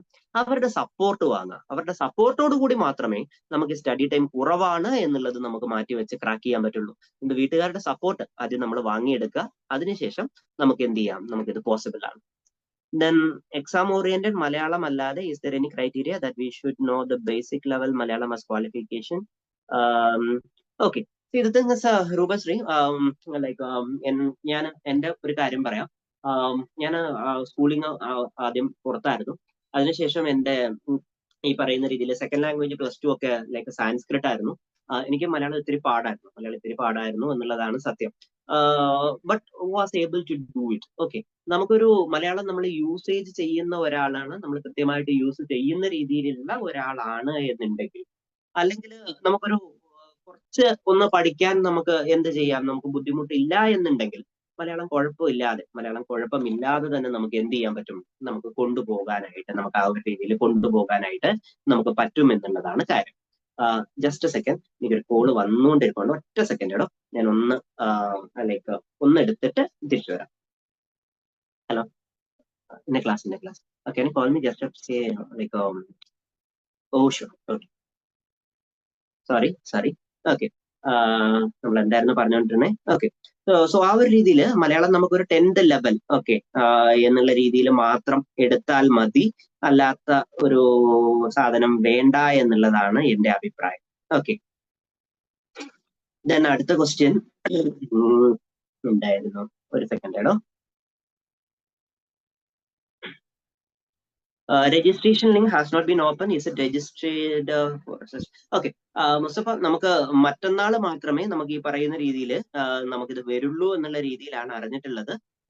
ഇന്ന് വരും. ഹലോ, ഞാൻ രജിസ്റ്റർ ചെയ്യാൻ വേണ്ടി തുറന്നു. എനിക്ക് വേണ്ടി മദറാണ് ചെയ്യുന്നത്.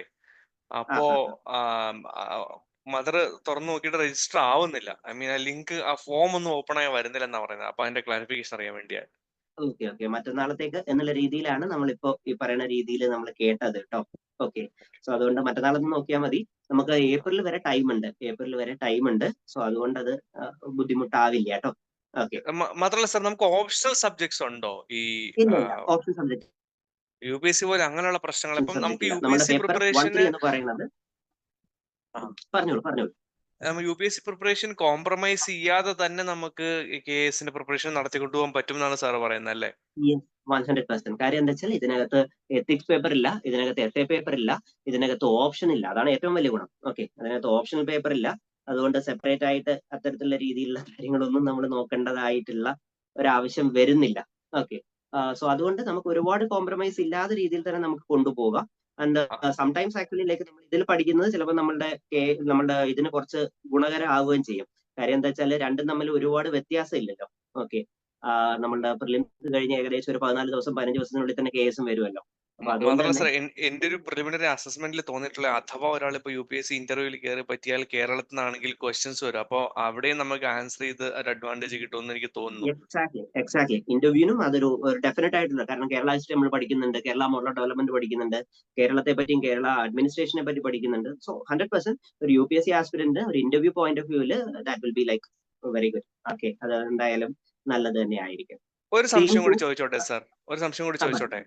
പറയൂ. സാർ പറഞ്ഞു ഇപ്പൊ 3-3.5 മാസമേ നമ്മുടെ മുമ്പിലുള്ളൂ, ജൂൺ 14th വരെ നമുക്ക് ടൈം ഉണ്ടെങ്കിൽ. അപ്പോൾ ഈ മെറ്റീരിയൽസ് പ്രിപ്പയർ ചെയ്യുന്ന സമയത്ത്, അല്ലെങ്കിൽ നമുക്ക് പഠിക്കുന്ന സമയത്ത് ഫുൾ മെറ്റീരിയൽസ് വായിക്കാൻ നമുക്ക് സമയമില്ല. എസ്പെഷ്യലി എന്റെയും ബുദ്ധിമുട്ട് അത് തന്നെയാണ്. ഇപ്പൊ വിഷ്വലി ഇമ്പയർഡ് ആവുമ്പോൾ നമ്മൾ ടെക്സ്റ്റ് കേട്ടാണ് പോകുന്നത് വായിക്കുന്നതിന് പകരം. അപ്പോ പേജസ് മറിച്ച് മറിച്ച് പോകാനുള്ള ബുദ്ധിമുട്ട് നമുക്കും ഉണ്ട്. അപ്പോ ഈ മെറ്റീരിയൽസ് നമ്മൾ നോക്കുന്ന സമയത്ത് എങ്ങനെയാണ് ഏറ്റവും ഇമ്പോർട്ടന്റ് ആയിട്ടുള്ള ടോപ്പിക്സ് ഐഡന്റിഫൈ നമ്മൾ പ്രോബിലിറ്റി അനുസരിച്ച് മുമ്പോട്ട് പോകുന്നത്? ഓക്കെ, ഒരു കാര്യം ചെയ്യാം. UPSCയുടെ ഇതിന്റെയും സ്ഥിരമായിട്ട് അല്ലെങ്കിൽ രണ്ടിന്റെയും കൂടെ ഒന്നിച്ച് വരുന്ന മെറ്റീരിയൽസ് നമ്മൾ ആദ്യമേ ഒന്ന് എഴുതി വെച്ചാൽ UPSC പഠിക്കുന്ന സമയത്ത്, UPSCയുടെ ടോപ്പിക് പഠിക്കുന്ന സമയത്ത് ഇതിന് നമുക്കൊരു ഇമ്പോർട്ടൻസ് കൊടുക്കാം. ഇതിലിപ്പോ നോക്കുകയാണെങ്കിൽ നമുക്ക് ടോപ്പിക് ഓഫ് ഇമ്പോർട്ടൻസ് എന്ന് വെച്ച് കഴിഞ്ഞാൽ കേരള കൾച്ചർ വളരെ ഇമ്പോർട്ടന്റ് ആണ്, Kerala history, Kerala economy part, okay, dam important ആണ്. Then administrative law, LSGD, okay, local self governing department. കാരണം നമ്മൾ ഈ കയറുന്ന പോസ്റ്റിൽ നമ്മൾ കാര്യമായിട്ടിരിക്കുന്നത് ഈ പറയുന്ന രീതിയിൽ നമ്മുടെ പഞ്ചായത്ത് അല്ലെങ്കിൽ നഗരപാലിക, ഓക്കെ, ആ ഒരു രീതിയിലാണ് നമ്മുടെ അഡ്മിനിസ്ട്രേഷൻ കൂടുതലായിട്ട് വരുന്നത്. അതുപോലെ തന്നെ കേരള ലാൻഡ് റിഫോംസ്. സോ ഇത്തരത്തിലുള്ള കുറച്ച് ടോപ്പിക്സ് നമുക്ക് ഡാം അത്രയും ഇമ്പോർട്ടന്റ് ആണ്. ഞാനത് മറ്റൊരു ക്ലാസ്സിൽ, ഞാൻ അല്ലെങ്കിൽ ജയകൃഷ്ണൻ സർ, മറ്റൊരു സാർ ഇവിടെ ഉണ്ട്, ഞങ്ങൾ രണ്ടുപേരിൽ ഒരാള് ടോപ്പിക്സ് ഓഫ് ഇൻട്രസ്റ്റ് എന്നുള്ള രീതിയിൽ തന്നെ ഡിസ്കസ് ചെയ്യണം എന്ന് വിചാരിച്ചിട്ടുണ്ട്. നമ്മുടെ ക്ലാസ്സുകളിൽ നമ്മൾ ഉറപ്പായി ഡിസ്കസ് ചെയ്യും. ബട്ട് ലൈക്ക് ഇത്രയും പോയിന്റ്സിലാണ് നമുക്ക് കൂടുതൽ മാർക്കുകൾ സ്കോർ ചെയ്യാൻ ചാൻസ് ഉള്ളത്. ഓക്കെ സർ, അപ്പോ എനിക്ക് ബോധ്യമായി. അപ്പൊ ഫീസ് ഒക്കെ 18,000 ആണ് വരുന്നത് അല്ലേ? അതെ. Thank you so much sir. എനിക്ക് ഈ ക്ലാസ് ഇഷ്ടമായി. ഇത്രയും കൃത്യമായിട്ട് ആരും അങ്ങനെ നമുക്ക് പറഞ്ഞു തരാനുണ്ടായിരുന്നില്ല. Okay, thank you. Thanks for then ആരോ രണ്ടുപേരോട് 2 ചോദ്യം ചോദിച്ചിരുന്നു. Cut off stream 2. ഓക്കെ, നമുക്ക് ഈ കേരള PSCക്ക് കഴിഞ്ഞ പ്രാവശ്യം പറഞ്ഞിരുന്നത് നമുക്ക് minimum 60 mark, minimum qualifying mark 60 മാർക്കാണ്. അതായത് 200ന്റെ 30% നിങ്ങൾ നേടിയിരിക്കണം, 200ന്റെ 30% നേടിയിരിക്കണം എന്നുള്ള രീതിയിലായിരുന്നു പറഞ്ഞിട്ടുണ്ടായിരുന്നത്.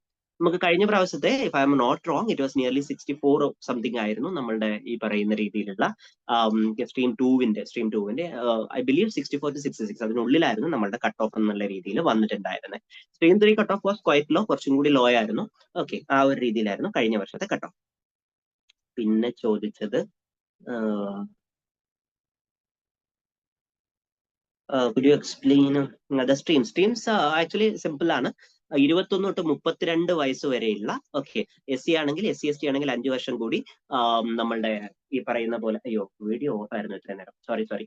ഓക്കെ, SC ST ആണ് എന്നുണ്ടെങ്കിൽ 5 വർഷം, അല്ലെങ്കിൽ OBC ആണെങ്കിൽ 3 വർഷം. സോ ഈ ഒരു രീതിയിൽ നമുക്ക് സ്ട്രീം 1 വരും. സ്ട്രീം 2 എന്ന് പറയുന്നത് സർക്കാർ സർവീസിൽ, കേരള സർക്കാർ സർവീസിൽ കയറിയിട്ടുള്ള 2 വർഷത്തെ പ്രൊബേഷൻ കംപ്ലീറ്റ് ചെയ്തിട്ടുള്ള 40 വയസ്സ് വരെയുള്ള ആൾക്കാരാണ് സ്ട്രീം 2. കേരള സർക്കാർ സർവീസിൽ കയറിയിട്ടുള്ള ഗസറ്റഡ് ആയിട്ടുള്ള 50 വയസ്സ് വരെയുള്ള ആൾക്കാരാണ് സ്ട്രീം 3. ഇങ്ങനെ 3 സ്ട്രീമായിട്ട് തിരിച്ചത് കാരണം ഈ ഒരു കേരള അഡ്മിനിസ്ട്രേറ്റീവ് സർവീസ് വരുമ്പോൾ പഴയ ഡെപ്യൂട്ടി കളക്ടർ ആയിരുന്നു. കാരണം ഈ സ്ട്രീം 3യിലുള്ള ആൾക്കാരാണ് എന്ത് ചെയ്യുന്നത്, ഈ പറയുന്ന രീതിയിൽ പ്രമോഷനായി ഈ പറയുന്ന പോസ്റ്റുകളിലേക്ക് വരിക. അതല്ല എന്നുണ്ടെങ്കിൽ ഒരു യൂണിവേഴ്സിറ്റി അസിസ്റ്റന്റ്, സെക്രട്ടറി അസിസ്റ്റന്റ് ആയിട്ട് കയറിയ ഒരാൾ അദ്ദേഹത്തിന്റെ 22ാമത്തെ വയസ്സ് അല്ലെങ്കിൽ 22 സർവീസ് ഒക്കെ ആവുമ്പോഴാണ് ഈ ഒരു പോസ്റ്റിലേക്ക് വരിക. സോ അവരുടെ സർവീസിലുള്ള അവർക്ക് കിട്ടേണ്ട പോസ്റ്റുകളാണ് ഇതിൽ അവർക്ക് എന്ത് ചെയ്തത്, നഷ്ടപ്പെട്ടത്. സോ അതുകൊണ്ട് അവരുടെ പോസ്റ്റുകൾ നഷ്ടപ്പെടാതെ അവർക്ക് കൂടി ഒരു ഇമ്പോർട്ടൻസ് കൊടുക്കാൻ വേണ്ടിയിട്ടാണ് ഇങ്ങനെയുള്ള സ്ട്രീമുകൾ കൊണ്ടുവന്നത്. അത് ആ ഒരു രീതിയിൽ ഒരു അഡ്ജസ്റ്റ്മെന്റ് ആണ്. കാരണം നമ്മളുടെ സംഘടനകൾ, നമ്മളുടെ NGO association, NGO organisation, KGOI, so അത്തരത്തിലെല്ലാം പ്രതി സ്ട്രോങ് ആണ്. അതുകൊണ്ട് തന്നെ അവരുടെ ഒരു ഇതിന്റെ പുറത്താണ് അത്തരത്തിലുള്ള സ്ട്രീമുകൾ ഉണ്ടായത് എന്നുള്ളതാണ് കഥ. ദെൻ 18,000 രൂപ നമുക്ക് ഇൻസ്റ്റാൾമെന്റ് ആയിട്ട് അടയ്ക്കാം. ആക്ച്വലി ലൈക്ക് നിങ്ങൾ തക്ഷശിലയോടാണ് അതിനൊന്ന് കോണ്ടാക്ട് ചെയ്യേണ്ടത്. ബട്ട് ഓഫ് കോഴ്സ് നമുക്ക് 2 ഇൻസ്റ്റാൾമെന്റ് പോസിബിൾ ആണ് എന്ന് തോന്നുന്നു. I'm not so sure about that. തക്ഷശിലയോട് ചോദിക്കുക, തക്ഷശിലയിൽ ഓക്കെ നിങ്ങളെ കോണ്ടാക്ട് ചെയ്യും, അവരായിരിക്കും ഈ പറയുന്ന രീതിയിൽ. ദെൻ ക്ലാസ്സസ് എന്ന് വരെ ഉണ്ടാവും? നമുക്ക് ക്ലാസ്സസ് നമുക്ക് ജൂൺ വരെ ഉണ്ടാവും. നമ്മളിപ്പോ മനസ്സിൽ വിചാരിച്ചിരിക്കുന്നത് ജൂൺ 10 വരെയാണ് നമ്മൾ ക്ലാസ്സുകൾ. നിങ്ങൾക്ക് പഠിക്കാനായിട്ട് ഒരു 4 ദിവസം കൂടി ഇട്ടിട്ട് ജൂൺ 10 വരെ എന്നുള്ള രീതിയിലാണ് ക്ലാസ്സുകൾ ഓക്കെ നമ്മൾ ഡിസൈൻ ചെയ്തിട്ടുള്ളത്. ഫൈൻ. എന്തെങ്കിലും ആൻസർ ചെയ്യാനുണ്ടോ? ഇല്ല. ഓക്കെ. നമ്മൾ അവേഴ്സ് കാൽക്കുലേറ്റ് ചെയ്ത് എങ്ങനെയാണ് എന്ന് വെച്ച് കഴിഞ്ഞാൽ നമ്മൾ ഈ പറയുന്ന രീതിയിൽ നമ്മുടെ ടോട്ടൽ ക്ലാസ്സുകൾ നമുക്ക് വരുന്നതിൽ നമുക്ക് സൺഡേസ് എല്ലാം 2 hours ആണ് നമുക്ക് എക്സ്ട്രാ വരിക. ഓക്കെ.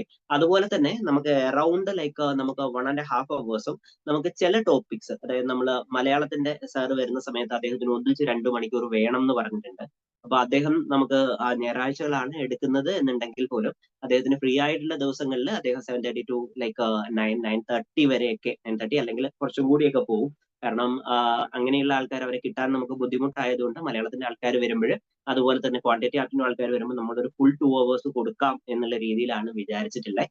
ദെൻ ഈ പറയുന്ന പോലെ നമ്മൾ ഓക്കെ ഇതിന് PYQ ഡിസ്കഷനും അതുപോലെ തന്നെ നമ്മൾ അവസാനം അടുക്കുന്ന സമയത്ത്, അതായത് മെയ്യിൽ നമ്മൾ ഈ പറയുന്ന രീതിയിൽ സാറ്റർഡേസിൽ കൂടി ക്ലാസ് വെച്ചിട്ടുണ്ട്. അങ്ങനെയാണ് നമ്മുടെ ക്ലാസ്സിന്റെ ഒരു ചാർട്ട് ഇട്ടിട്ടുള്ളത്. Castro sir and he will be taking some classes. അദ്ദേഹം കുറച്ച് ക്ലാസ്സസ് അദ്ദേഹം എടുക്കുന്നുണ്ട്. മലയാളം പക്ഷേ നമ്മൾ ഈ കഴിഞ്ഞ പ്രാവശ്യത്തെ ബിറ്റ്വീൻ എസ് നമ്മുടെ PSC ക്വസ്റ്റ്യൻ ഇടുന്ന ഒരാളെ തന്നെയാണ് നമ്മൾ മലയാളം ക്ലാസ്സിനായിട്ട് നമ്മൾ വിളിച്ചിട്ടുള്ളത്. ക്വസ്റ്റ്യൻ പേപ്പറിന്റെ പാനലിലുള്ള ആളാണ്. Okay, so that's why.